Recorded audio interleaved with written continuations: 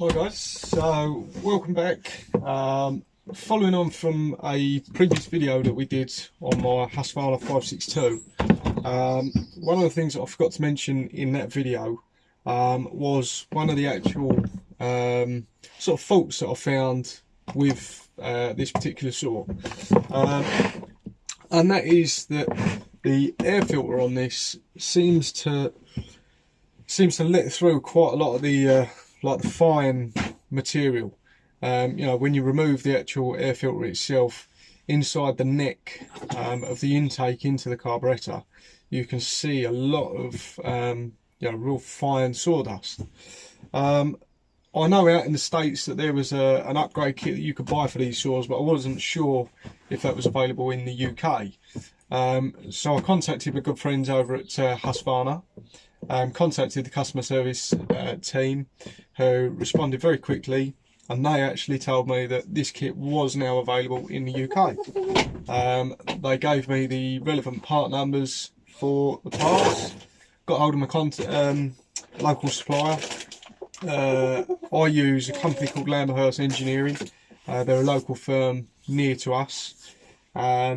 This video again isn't sponsored by Husqvarna or Lamberhurst. It's simply, I just wanted to show you what was available for anyone who's got a similar saw or the same saw, because I do believe that similar kits are available on other models. But yeah, I just wanted to show you guys what was out there, that if you was having this problem, there is a solution for it. I will do a follow-up video later on down the line after I've had a bit of use with the saw with the new filter set up. Just to show actually how well it works. If it works, I don't know. In the kit, the replacement parts that you get are a new filter, a new top cover, and you also get a new mounting bracket that the filter actually sits on to connect up to the carb. So we'll just whip the old top cover off here. So that's the old one off. I will, in the comments section and the video description, I will put a list of all the part numbers for this kit, so anyone else who's interested, they'll be able to look it up for themselves. Let's open her up and see what we've got. So we've got a new mounting bracket here. So these are all genuine Husqvarna parts. Again, I will put all individual product numbers on, but I will also put the product number for the whole kit as well, just to make it a bit easier for you guys. So that's the new mounting bracket with the kill switch, just there. That's genuine Husqvarna. So we've got that. This is the new filter, or the new design filter, should we say, and you'll be able to tell quite easily the difference. So that's the new style, the redesign. It's got this sort of filament type filter compared to the original sort of box type filter. So that's the two together. This one actually is, in comparison, quite a bit smaller. I will try and show you. I'm not sure how well you will be able to see. Where are we? I don't know how well you can see down in there, but you just get a real, you get a lot of crap just going in there, and obviously if it's making it in there, that also means it's getting into the engine itself, which is never a good thing. So we want to get rid of that. And obviously that's the new top cover. I don't really know what the difference is there between the two, to be honest. Can't really tell, but so that is a new one. So let's have a look and see what we got to do.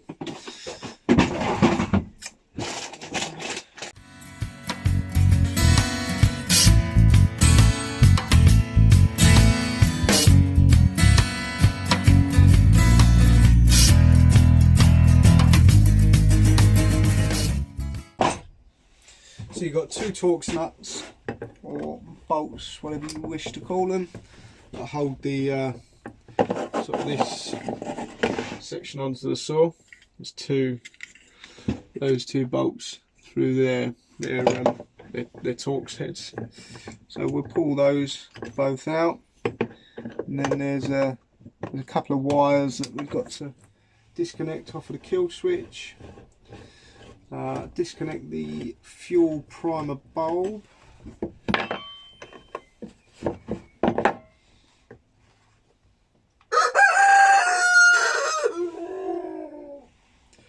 Bill's decided to come in the shed. I do apologise about that. I don't really know why he feels the need to come in here, because he's got plenty of room outside, but who am I to judge? So, really, mate? Really? Really? You can't go elsewhere. You've got to sit in here and do that. I really appreciate that. It's very, very kind of you. So we'll disconnect.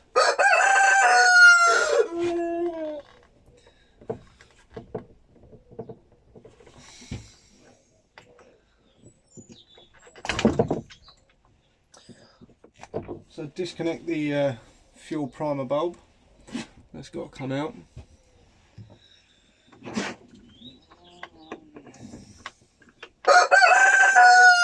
Still, mate. We're trying to do something here, and you're not helping.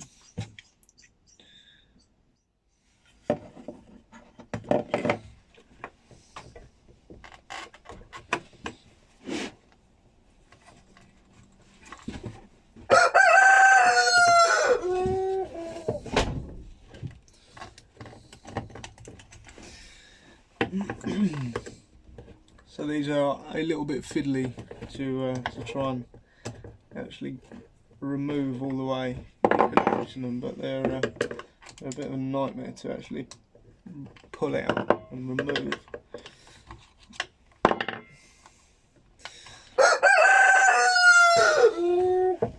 Give it a rest.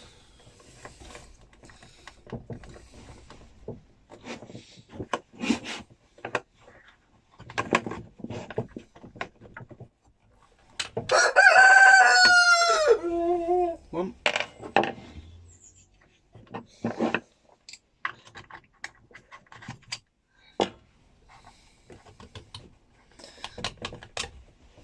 Two.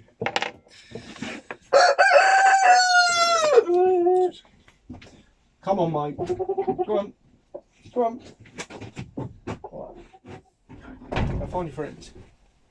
He's got a whole little area to run around, but he decides to come in the shed and start gobbling off. Honestly.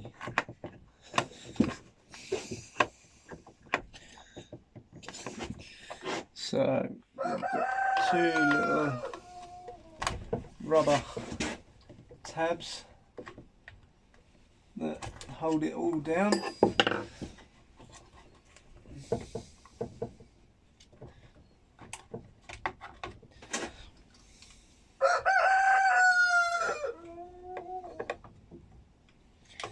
Couple of just electric wires you got to just prise off. It's fairly straightforward to change. It's pretty much anyone who's got, well, very minimal knowledge really can do it. As long as you mentally remember what goes where, you'll be all right. So that's the old cover off. Again, you can see all the muck and rubbish all around that. And again, there's plenty of it down in here as well. So it's definitely worth doing, 100%. So let's get these cables back on. So this kit itself, it's not something that a lot of places stock on the shelf, so it often is an ordering only. That will be dependent to obviously your local supplier as well. I think it costs around about £40. So it's not massively expensive, considering that you get the replacement top cover, the adapter plate, and all of those little bits as well. I didn't actually think it was that bad. So, like I say, I ordered mine probably about, I think it was about a week ago. Obviously at the moment things are slightly behind because of the current crisis. So that does have a that has had a little bit of an impact on sort of how quick things are delivered or arriving. But even so, like I say, it was only about a week ago that I ordered this, so really not that bad. And while you guys are watching with me for how actual long it takes to install, which so far doesn't seem to be that bad. So put the fuel bulb, primer bulb back in, and again, the only other thing that you've got to do with this is just remember what pipe went on where, because you've got obviously there's two pipes that connect onto this, both of which go to different places.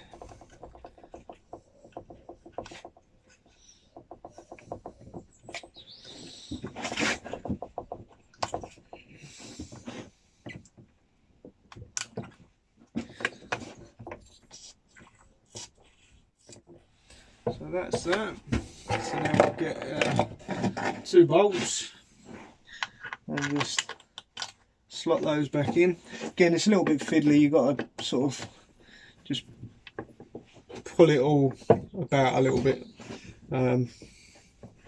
to get it on.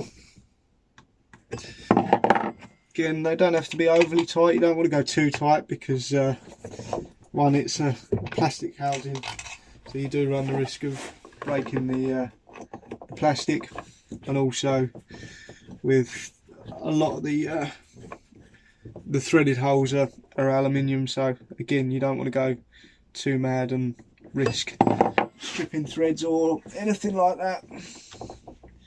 So that's in there like that.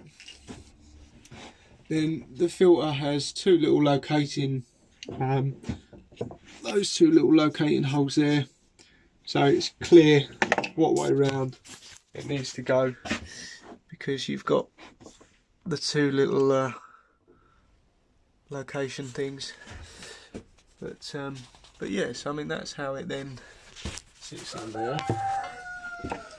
So we'll get that. We'll pop that on there, and then it's a simple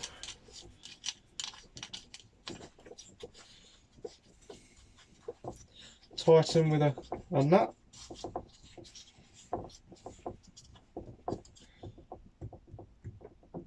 So I'm assuming, I'm just going to try the old cover, I'm assuming that this won't fit with the old,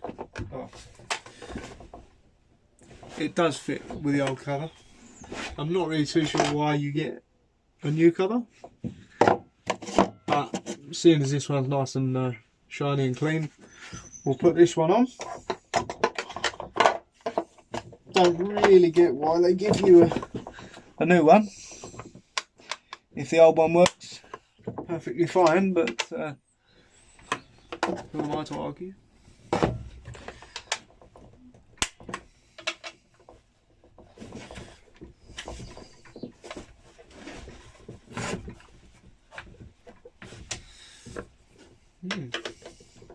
So yeah, so that is basically it. So in the space of 15 minutes, the new setup is all fitted.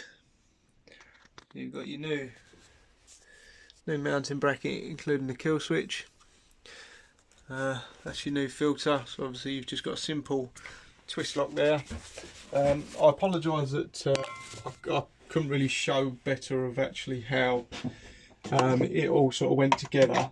I'm kind of a little bit unprepared today, but nonetheless I wanted to make a video on this so that again I could just show everyone else what options there are. But like I say, I will put all of the product numbers and all of that down in the description of the video, so that if anyone's interested, you can hop on there, you can see what it is, you can contact your local dealer, give them the part numbers, and they'll be able to tell you how much and how quickly they can get one to you. So basically all you're replacing is the old filter assembly, which is those two bits there. So that is what you should be left with, obviously, and a spare top cover. But don't throw that away. I wouldn't recommend throwing that away, because obviously for whatever reason, if that one does break, you've always got that as an emergency. Vice versa with the top cover as well. I'd certainly keep hold of it, and what I might actually do is put the old one back on and carry on using that one until that one's really worn out and knackered, because at least I've got a nice new one still stored away that I can chuck back on. So it looks, when everything's on, all of the cover and that, it looks exactly the same. I know again, I apologise about the light, I know you can't really see it that well, but yeah, so I'm gonna put the old one back on, save the new one, just keep it on the shelf so that when that one does finally break or it's not usable, I've got a nice new one. So I hope you guys enjoyed it, and yeah, hopefully if any of you are sort of noticing the same things, you'll also be able to get it sorted and increase the life of your saw, because that is the aim of the game. But yeah, thanks for watching, and we'll see you soon.